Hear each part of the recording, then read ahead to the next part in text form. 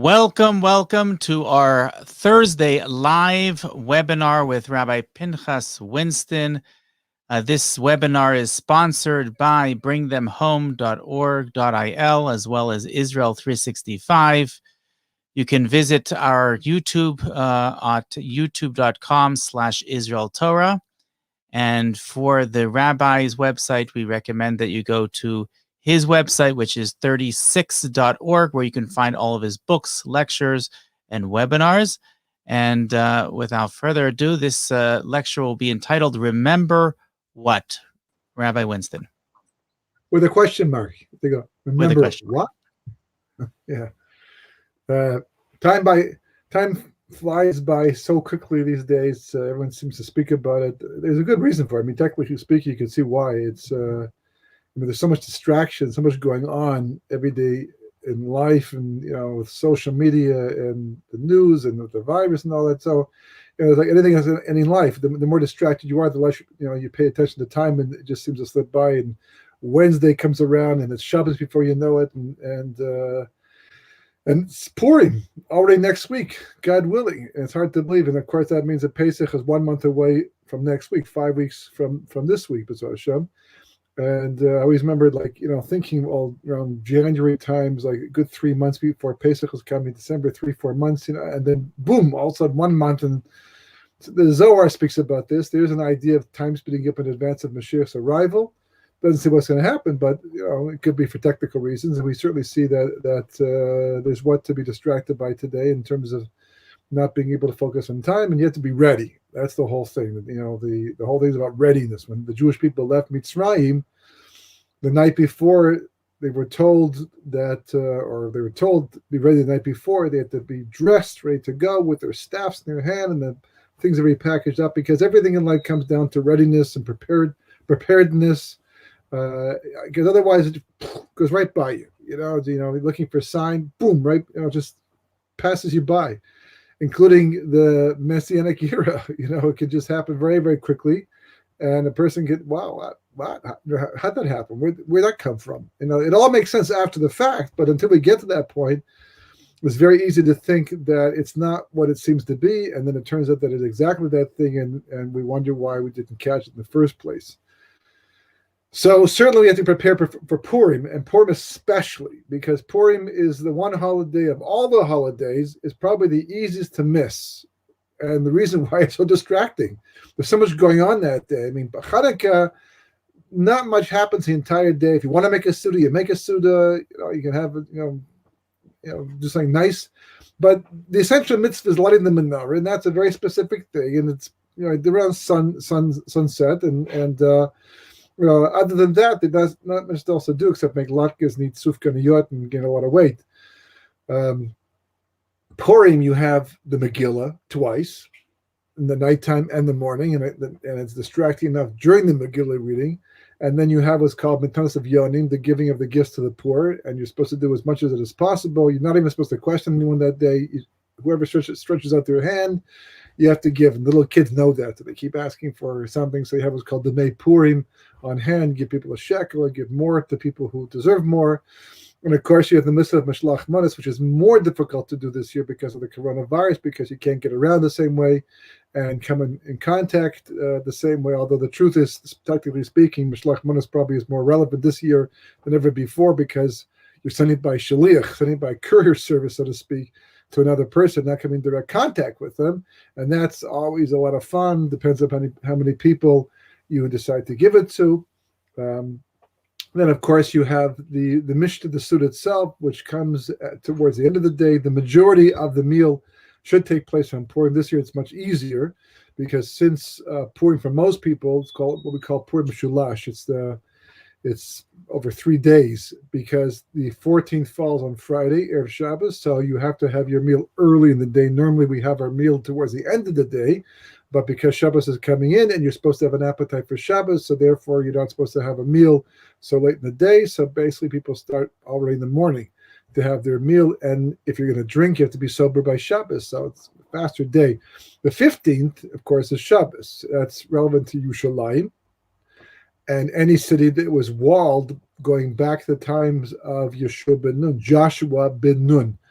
If you had a wall at that time of your city, so then you would keep the 15th as well. Jerusalem definitely keeps the 15th, and that's on Shabbos, and the rabbis pushed it off until Sunday. Well, some halachas take place on Friday. Some things you could even do on Shabbos. There's even, according to some opinions, to give Mishlach Manas on Shabbos. And then on Sunday, you have the meal. You have to know the halachas. It's a little bit complicated, but that's if you live in Yerushalayim. Everywhere else in the world keeps the 14th, so it's business as normal as far as Purim is concerned. But because it is Purim next Shabbos, and next Shabbos is actually Parshat Tetzaveh, which is usually the Shabbos that Parshas Zachor falls on, because as we're well aware, there are basically four special maftirs, four special readings we have before Purim, after Purim, in advance of Pesach. The first one's called Shkalim. We had it last week about the Chetzi Shekel, the half shekel that was given in temple times, and we commemorate that.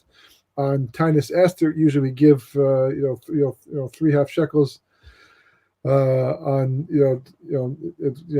by Mincha time. And we commemorate the fact that we had to do this. It's a very, very strong connection to Purim. Also, as well, it says that in the merit of giving the half shekel that we gave back at the time of the temple, actually back at the time of the desert, that was an advance warding off of Haman, who bought the right to kill the Jewish people, because the 10,000 kikar kesef he used to buy the right from Achashverosh to kill the Jews actually equaled in value all the chetzi shekels that were collected back in the desert. So God set up in advance that the fill the old adage that the refuah comes before the makir, that the healing and the medicine comes before the illness itself. So that was up in advance, and that was last week's Shabbos. And then usually there's a break of one Shabbos in between them. Parshas Zachor comes before Purim, because we're supposed to recall what Amalek did, who's supposed to be the ancestor of Haman, back at the time the Jewish people left Mitzrayim, they left Egypt, and we'll get to that in a second, God willing.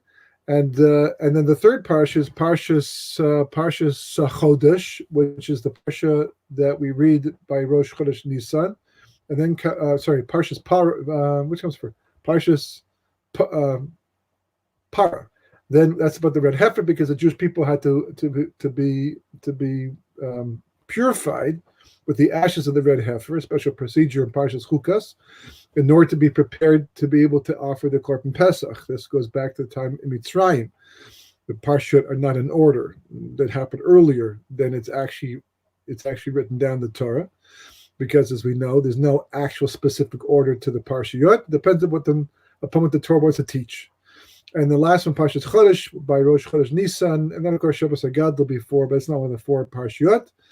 So Parshas Zachor, which is this Shabbos, on Parshas Truma, because next week is already Purim, so therefore this is the Shabbos in advance of the 14th of next week, so therefore it's on Parshas Truma, which also affords us new insights, because nothing is by chance. There's no such thing as coincidence, or at least random coincidence. Coincidence just means that events overlap. There's no question there's coincidence, meaning that God makes things overlap, that things come together, people come together for very specific reasons, to teach something. So if this year it works out, even though it's a calendar thing, that Parshas Zachor comes in Parshas Truma, there must be some kind of connection to that parsha that we can learn about as well. And there's a very strong connection, actually, again, which we'll get to in a second. And before getting there, just to elaborate, the Torah says, that we have to recall what Amalek did to the Jewish people when we left Mitzrayim. And what did he do? Well, the Jewish people had just conquered Mitzrayim, and the Jewish people just had the sea split for them and drowned the Egyptian army, what was left of them. And then the man, fell from the sky, from heaven, from Shemayim, is food from Shemayim, this fantastic miracle. And it says it melted into the ground, the surplus melted into the ground and went to the underground streams, and everybody got to taste the man that the Jews were enjoying. So the world knew about the man as well. And, all these fantastic miracles, and all the enemies of the Jewish people at that time, whoever they might have been, because there's always someone around who doesn't like the Jewish people, at least, and they wouldn't dare attack. Who's going to attack the Jewish people at that stage of history when they got the Ani covered? There's the clouds of glory surrounding them. There's a pillar of fire leading them at nighttime, and the clouds leading them in the daytime and protecting them from the elements of the desert. I mean, you have to be meshuggah. You have to be absolutely suicidal to go and attack the Jewish people at that time. And Amalek did. Amalek came across, from the Negev. They came from the south of Eretz Canaan, all the way down to Refidim by Yam Suf over there to attack the Jewish people. And therefore, they're called Reishis Goyim, the leaders of the nations, because they're the ones who cooled down the situation for everybody else. The Medrash, which Rashi brings down in Parshas Kiseitze later on, where the mitzvah Zechus Amalek comes, is mentioned over there. So he mentions that it's like a boiling hot bath that nobody will go into because it's scalding hot. And some guy comes along and says, everyone into the pool, boom, jumps in, scalds himself. He's burned. He's like 3rd-degree burns, but he cools it down for everybody else in the meantime. So no one would attack the Jewish people. Amalek does it. He gets walloped in the end. He gets, that the strongest of Amalek are defeated and eliminated, and only the weaker ones are left behind. But it doesn't make a difference. They survived, and they opened the door for other nations. So therefore, God pledges that he's going to be at war with Amalek in every single generation. And we have a mitzvah of Mechias Amalek, of erasing Amalek from the world. And when that finally happens, normally, if you attack an enemy, you can take booty, you can take shlo, you can benefit from it. Not like from Amalek's property, you have to completely get rid of it. Every last bootstrap, you name it, nothing. You can't be able to say that came from an Amaleki. Destroyed completely. So how do we do that? By mentioning him. The whole point is to forget him. How do we do it? By mentioning him. So the Gemara points out, and Chazal point out, that the Jewish people, their job, especially today, because we can't even see who's Amaleki and lack the means for the most part to eliminate. But God said that by fulfilling the mitzvah, Zechiras Amalek, what he did, and that's our job, that's our portion of Mechias Amalek. And then God will take care of the rest. He'll take care of Amalek completely. So, but what happens? We have a brainwash later on. I remember once there was a mitzvah, anyhow, the mitzvah of eternal. It's a mitzvah of Mechias Amalek. It means that somehow the concept of Mechias Amalek remains eternal too. So what does it mean? Is it only to destroy them? Well, there's other words to use for destroying them. And there's other nations that will be destroyed too. But Mechias Amalek is very specific, this idea of eradication. So it's a very important concept and idea, and it's certainly tied to this week's parsha. And someone actually once gave me an analogy. He was in a situation where he thought he was going to be sued by somebody, that he didn't do anything wrong, but the person was litigious. Litigious, I believe is the word. Right? Someone who likes to, he sues everybody. He's a businessman, and if he thinks he's being wronged, he'll go to courts, and he can afford to hire the lawyers. This person could not. And he lived with concern that maybe this person's going to come after him financially and sue. And there was like a gray cloud hanging over his head, he said, a little bit like you get depressed a little bit, that, always in the back of his mind that this might be happening any moment in time. Turns out the person was not young, who he worried about, and he probably didn't have any plans to sue this person at the end because, but this person was just worrying, but he did worry. And in the end, this person, unfortunately, he had a stroke and he passed away. And though this person was not happy about the fact this person died, but once he did die, that fear just disappeared, just went away. He remembered the person, he remembered working for the person, he remembered everything about it, but the fact that this person was no longer around to do any more damage made it as if he never existed in a sense. So your mind, on one hand, knows it, but on the other hand, it's like, you have no emotional connection to it because it's no longer relevant. And part of the problem with Amalek in history, why it's hard to erase him, is because there's always the potential for him to come back. We saw that. Amalek was a nation back at the beginning. The Gemara says that Sennacherib, who was the king of Assyria, caused all the nations to become confused. He brought them all, caused intermarriage amongst the nations. So there's no purebred Amaleki alive today. That's clear. Question is, can someone have the status of an Amaleki? So the Brisker Rebbe says yes, and many people held that that's what Hitler was, that he was an Amaleki. And there's certain things that define an Amaleki. An Amaleki, for example, we see from Rashi Parsha Kiseitze, is prepared to kill himself to put himself at risk just to get at the Jews. That's what Amalek did, and that's what Hitler did as well. And that may have put him, and it goes to war against the Jewish people specifically, and specifically against their morality. I mean, Hitler himself said that. He said that I am at war not with the capitalists, or not with the communists, not with the Americans, not with the British, not with the Russians, but with the capitalists and the Bolsheviks and the Republicans. Why? Because they're all Jewish-based concepts. I'm at war with the Jewish people, he said. Let me fight this war against the Jewish people, and that's all I'm interested in. That's an Amaleki thing, to actually do a thing like that.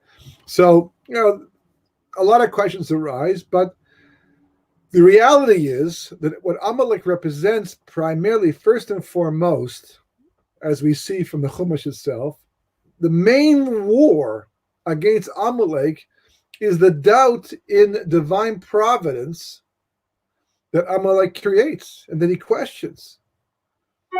So the Pri Tzaddik points out, and he says that really the mitzvah of Zechiras Amalek is not so much to remember what Amalek did, because anyhow he's just a puppet in Hashem's hand. The Gemara says he's like a punishing strap. Hashem calls on Amalek to do his punishing work for him when necessary.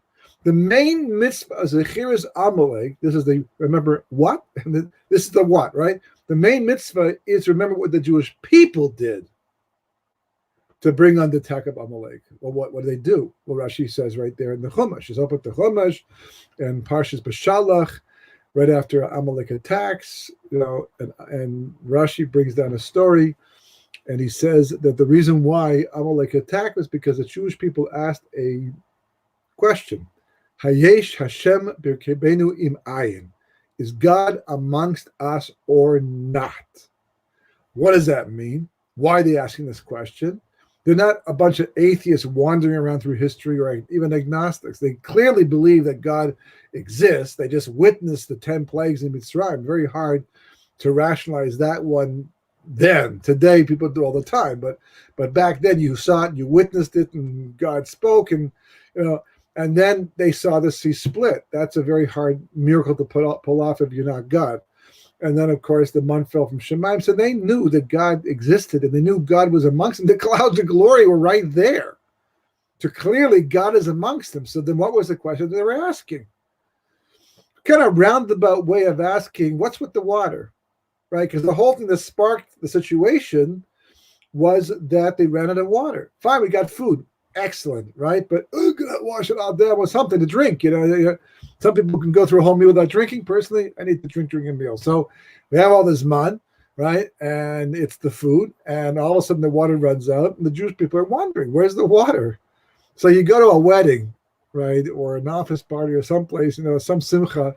And you say, wow, it's just so well catered and everything's going so nicely. And then you find out that they ran into something, right? Just drink, or you don't drink the regular Coca-Cola. You drink diet, and they don't have any diets.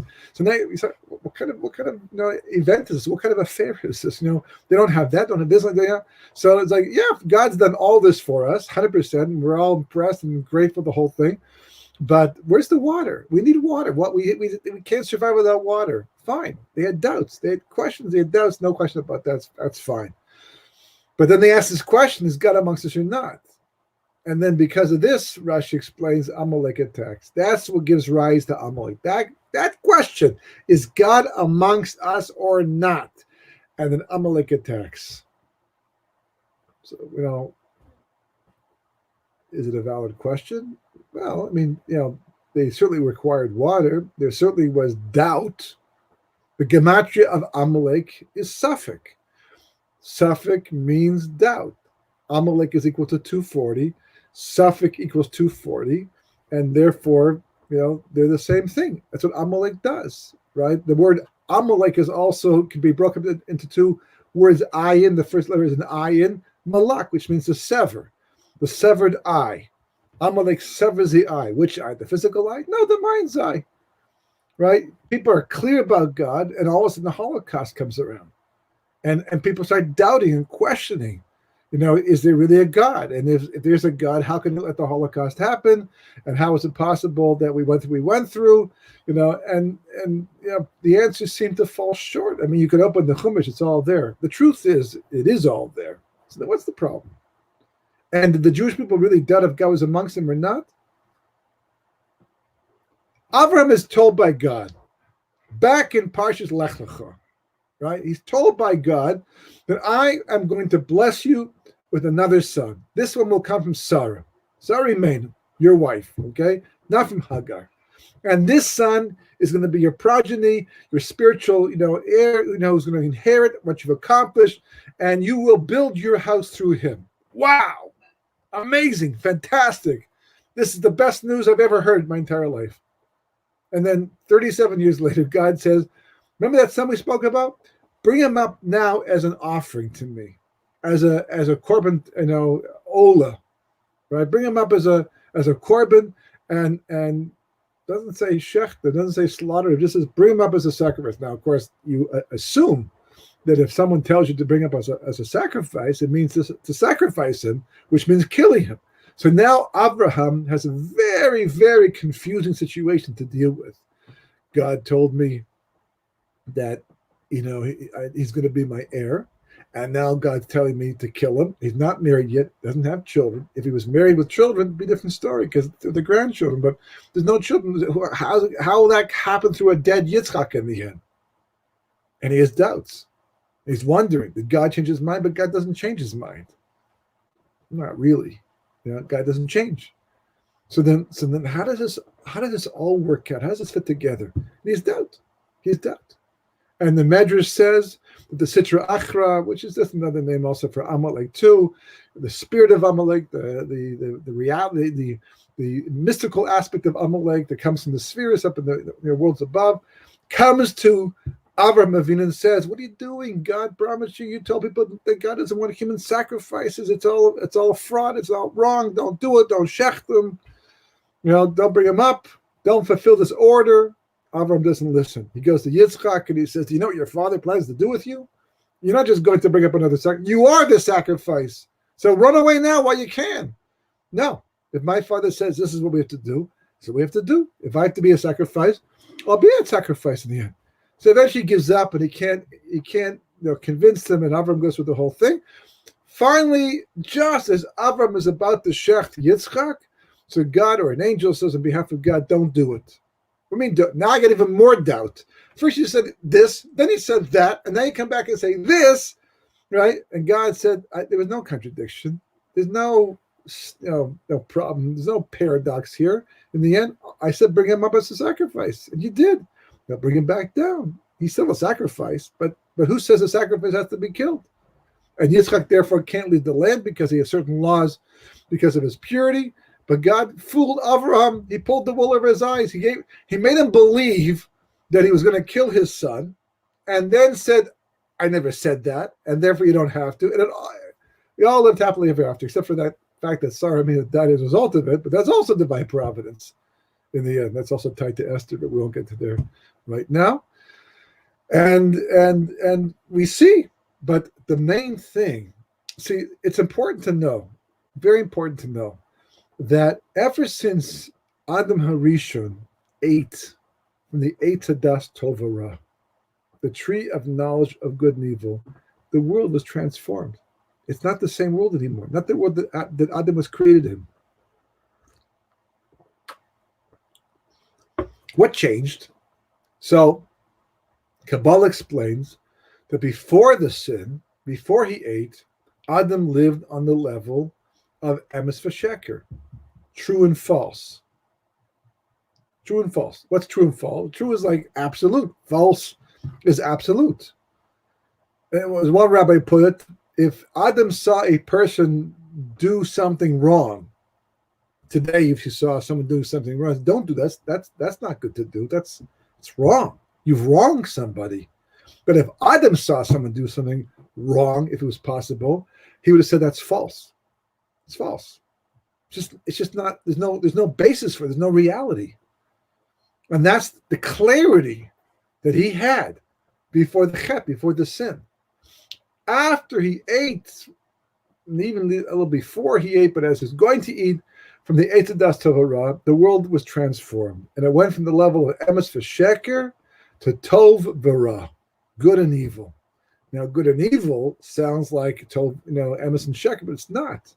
Because we see how easy it is to mistake the idea of good and mistake the idea of bad. There's lots of people out there doing what they call the good thing, the right thing, right? But it's not. It might be evil in the end. And likewise, there are things that are being perceived as evil by people's, perceptions because of their idea of good and bad. It turns out it's probably good from God's perspective. You have to have an objective truth to measure your good and evil against. Then, emes v'sheker, that was the objective truth. So that's why the Gemara says, Haman min haTorah menayin. What does that mean? It means that, well, we know that the Torah was, closed with Moshe's death. When Moshe died, that's it. No more stories, no more accounts, nothing. Not a single letter was added to the Torah after Moshe closed it, with his death. And after that, you have Sefer Yeshua, and you have the books of prophets, and you have Kesuvim, other sources of Tanakh, but not the Torah itself. So therefore, Mordechai, Esther, Haman, the whole story came well after the Torah was closed. But as we know from the Medrash, the Torah is the blueprint for creation. So everything has to be in there. If it's significant and me, what's going on this very moment has to be in there. A blueprint means that whatever was built comes in the blueprint. Now, a building blueprint might not have everything in it, but the Torah certainly does. And that's what Ben Bagbecker says in Pirkei Avos. Turn it over, keep going through it because it's all in there. Everything's in there. The good, the bad, the ugly, you name it. It's all inside the Torah itself. It's got nowhere.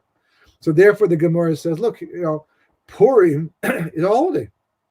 It started off just as an anti-Semitic event, but it gained momentum as the story evolved, and Haman got promoted, and Mordechai did his thing, and Esther became the queen, and against all logic, I mean, there's no way she should have become queen of Persia given all the factors involved in Vashti's death, and then eventually Esther's appointment.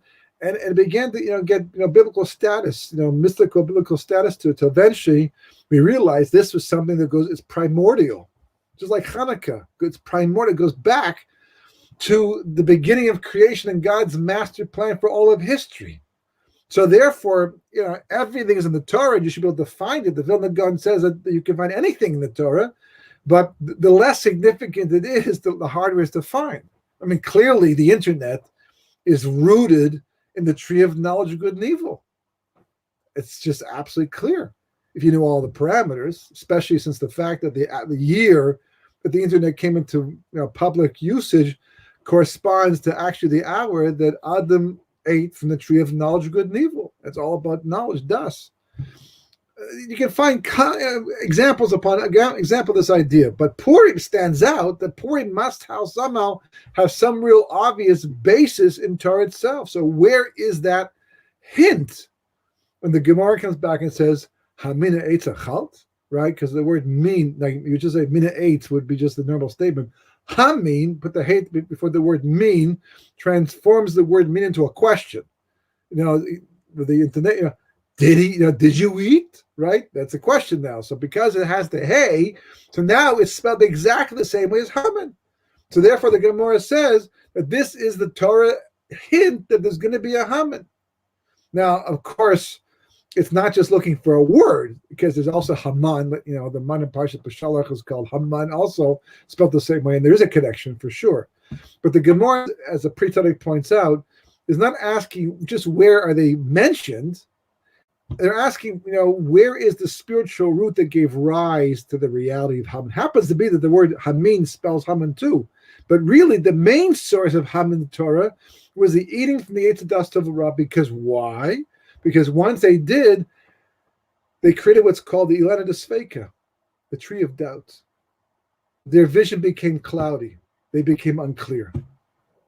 They no longer saw the same way they saw before, Adam and Chava. And therefore all the generations that follow. We can't help but have doubt ever since that moment in time. And that was in the Garden of Eden. Now we're outside paradise, and it's even way more confusing than it was before. Clarity, my Rosh Hashanah used to always hammer us with Clarity or death. Clarity or death. He meant that if you're not going to investigate the truth and do as much as you can to know it as well as you can, at some point in time you'll stumble, make a terrible mistake with your life. See, all these catchphrases, and they all were so true, and such great advice packaged in one short little statement. Because that's the fight, that's the struggle for clarity. It's all about clarity. That's the Amalek comes to confuse the matter, to make us unsure of ourselves, to cast doubt on the situation, so that we will sputter and we will stall and we will despair and we will do nothing in the end. And therefore, if we don't do something, then what's going to happen is God basically, as it says, Aster said, Parim, I'll hide my face from you. God will turn his back on the Jewish people, so to speak. He doesn't really do that, but it gives the impression that he does, and the world becomes more hefker, more random, more open, and people can do whatever they want, as they are doing today, and think they're getting away with it. They're not. It'll all backfire in the end. It always does. It just looks that way. It's a lack of understanding. It's an immaturity.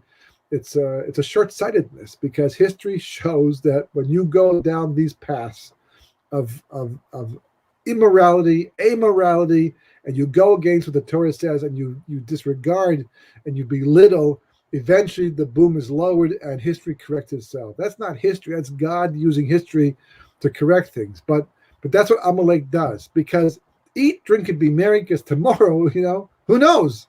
But what about today? Today we can do that. And that's what Amalek wants us to do, because that's his job, first of all, to force us to go looking for the clarity. So when the Jewish people asked the question, is God amongst us or not, they were dealing with doubt. It's okay. The doubt was understandable. God himself created the doubts. He knew they needed water. Oh, yeah, right. He's not like some camp director who's got a whole list of things to do. And, oh, yeah, I forgot. It says water right here, and I forgot to do that. Okay, I'm so sorry. Get the water. These guys are thirsty. Speaking of which.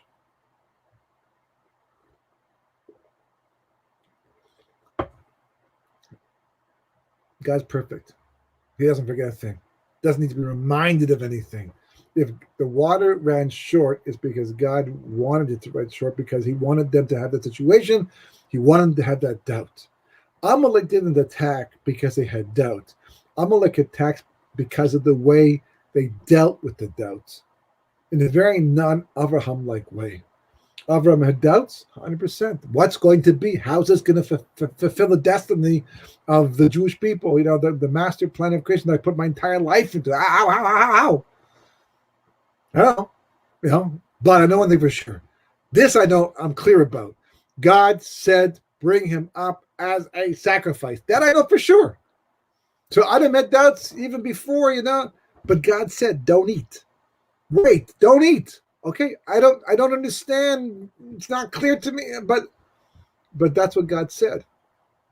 Shmuel is told to tell Shaul Melech, who has a chance, because we have the land now, and we have a Melech, like the Torah talks about in Parsha Shoftim.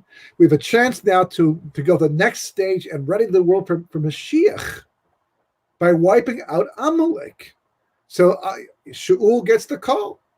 He's not even a descendant of King David yet. He comes from Yosef, not from Yehuda. And he gets the call to go out and obliterate Amalek, who was king of Gog at that time. And he goes out and he decides that he wants to bring, sacrifices to God to thank him for the victory. But he can't do that as long as an Amalek is still living, because we saw it. Once the last Amalek is dead, then everything has to be destroyed. So what does he do? He kills everybody else, keeps Agag, the king, alive, right, for one night. And it says in that one night he used magic, because they were into magic, Amalek. And he was able to somehow procreate and have a descendant that eventually became Haman. And then, of course, he loses the Malchus for this. Next day, he comes back and I've done exactly what God said to do. And Shmuel says to Shul, what's all the sheep I hear? Oh, that's what I brought back from Amalek. What? Yeah, because, I wanted to thank God, so I wanted to bring all these sacrifices to thank him. And So I kept the Gog alive so we can kill him later on.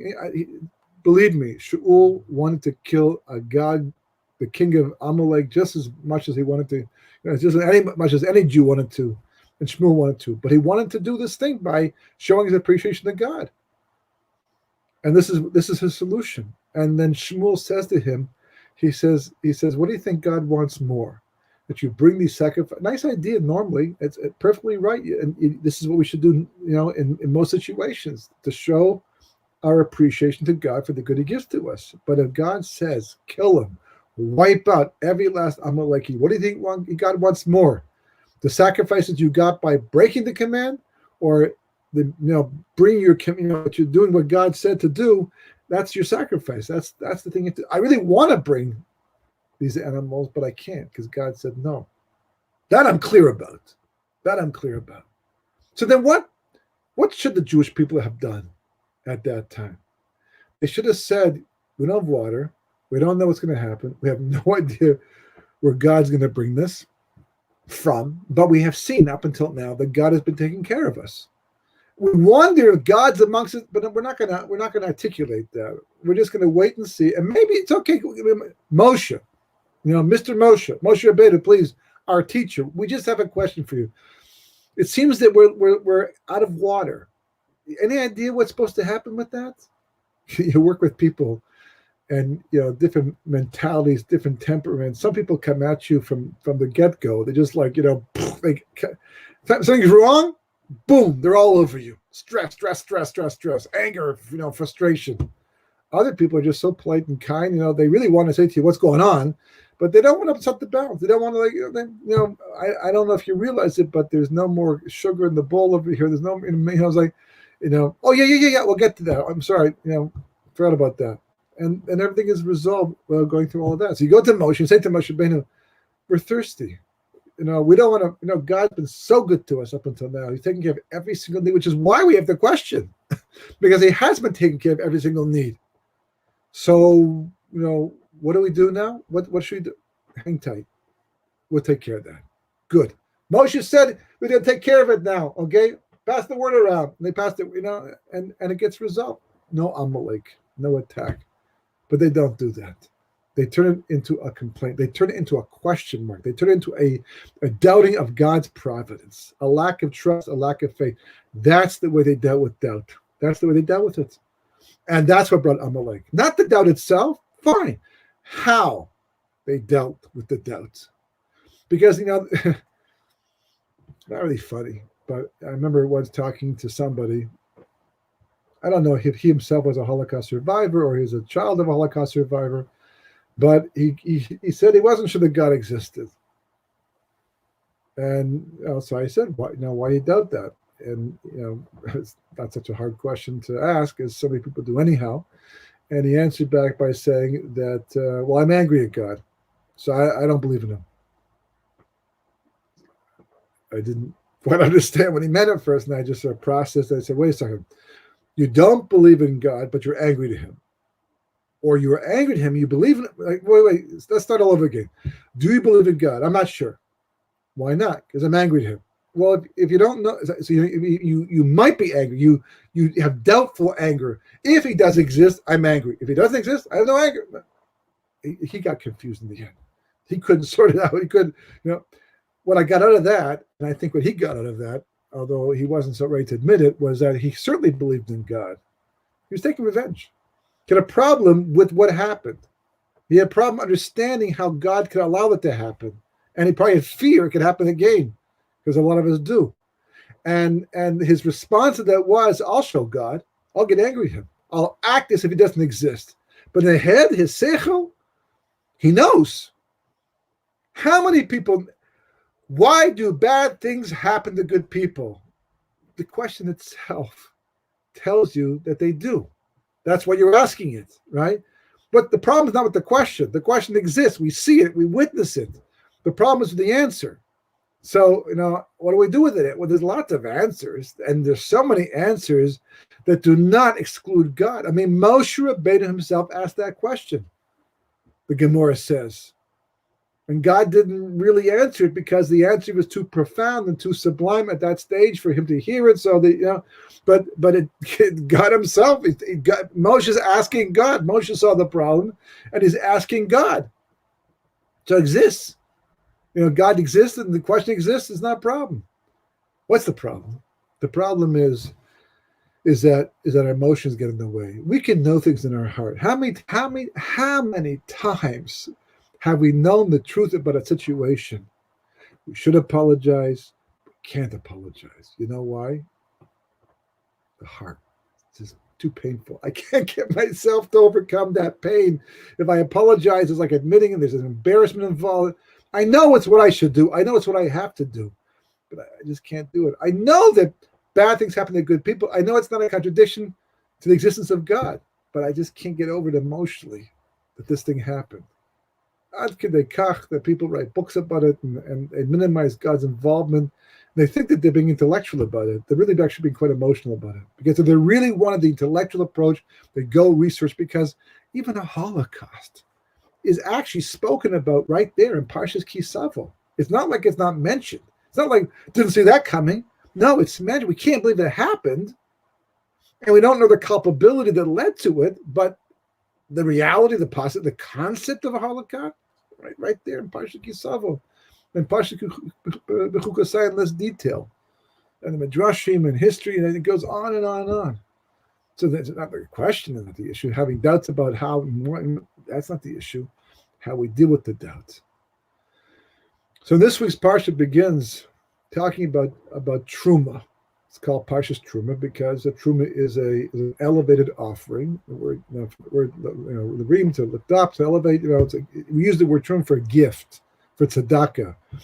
People go collecting in shuls for Truma because since you're giving to a holy cause, hopefully to someone in need, then it's like an elevated offering to God. You're giving not to this person, you're giving to God in the end. So it's called the Truma. But here in this case, the Truma is specifically for the sake of building the different things used inside the Mishkan. The actual money used to raise, for the sacrifices, that was obligatory. That's the Machzor Shekel we spoke about in last week's special reading.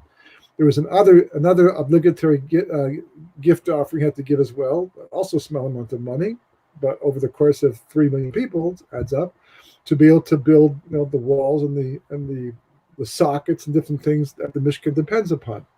The third one, which is a free will offering, called Nedavas Alev, right, like a free will offering, a voluntary offering, that each person could decide for themselves how much they wanted to give for the sake of building the implements, all the different things that were used inside the Mishkan, which you can, you're going to have more than enough for things like that when people finish giving what they want to give. And in fact, as Moshe Rabbeinu points out, in Parshas Pekudei, I believe it is, where Moshe tells them to stop giving because the first time, probably the last time in Jewish history, they collected more money than was necessary, more than they needed for the project.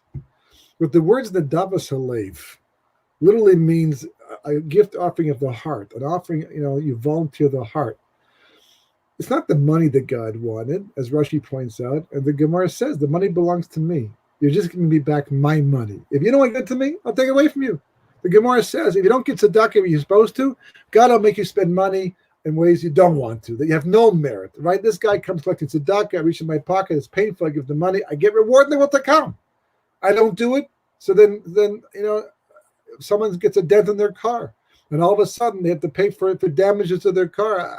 It's painful, it's such a waste of money, because that money doesn't belong to you. We're all a bunch of bank tellers with God's money, and he's using, he's giving to us that we should decide how we're going to use it for the sake of earning reward that will to come. What does belong to us, more or less, that's also a discussion, but what does belong to us is our hearts, our lives, right? That's ours. The money was just a vehicle to express that. Like anything, you buy a birthday present for someone, you buy a pair of socks, doesn't really show much thought was involved, unless a person really needed a pair of socks. Then the person gets the message, thank you, the gift. I appreciate that you went so far as to give me a gift, but it's not like a thoughtful gift. But someone goes ahead and you can tell from the gift that was being given, and it doesn't have to be expensive. just has to be special. And the specialist conveys the fact that this person cared enough to go looking for this thing and present it to make me happy. That's someone who cared. They've given me their heart. That's what God builds the Mishkan from, the service of the Mishkan, from the hearts of the Jewish people. Give me your heart, he says. Your minds, that I got. Nasev Nishma. You accept the Torah at Mount Sinai, you're blown away. It was such an awesome, you got the level of Ki'isha Chabalev Echad, like a single person, a single heart, because but now you're on, now I let you back down to earth again. Now you're on your own. Now you can make free will choices. And I'm asking you for your heart. Your heart means that when things happen, you have doubt. Amalek attacks you in whatever form he takes, whatever level he does it. Right? At the end of the day, you deal with your doubt by staying loyal to God. That God is where it begins and God is where it ends. Everything in between can be a balagan, totally confusing. And that's what Purim really taught us. That's what Mordechai was trying to bring out. Everything was organized, then there was a big balagan in the middle. It looked disastrous, even like genocide, like the end of the Jewish people. And then boom, turns around just like that, and God flips it over, and we become the heroes, and everything works out for us. And Amalek is on the run. And all those people who abandoned God, that God had abandoned them, and they abandoned God, and the ending, oh man, I wish I hadn't done that. I wish I had stayed loyal, because now when God has finally showed himself his true colors and saved the day, I would be one of those people who stayed with God the entire time through. So this Shabbos, as we listen to Parshas Zachor, and we recall what Amalek did, we have to recall what we did to bring him out to attack us in the first place. It's the way we dealt with our doubt.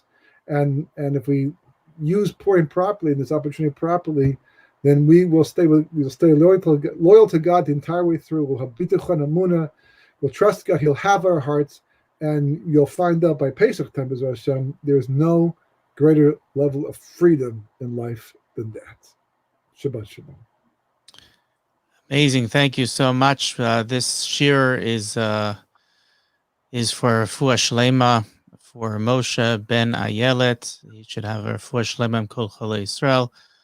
And I want to encourage, there's a number of questions, some of which are actually answered on our YouTube channel. So I want to encourage people again to go to our YouTube channel at youtube.com/Israel Torah. There they can also subscribe, and they can also press the bell for notifications.